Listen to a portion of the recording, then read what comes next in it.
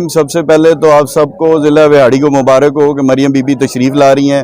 ये पहली दफ़ा है कि उनका व्याड़ी का विज़िट है। हमारी बहन है, हमारी लीडर हैं। इंशाल्लाह ताला ये तारीख साज कन्वेंशन होगा, यूथ इसमें भरपूर पार्ट ले रही है। हमारे दोस्त आ रहे हैं, इंशाल्लाह काफ़िले की सूरत में उनको वेलकम करेंगे और इंशाल्लाह ताला ये एक तारीखी जो है कन्वेंशन होगा। हमें बहुत खुशी है कि उन्होंने हमें ये इज़्ज़त बख्शी।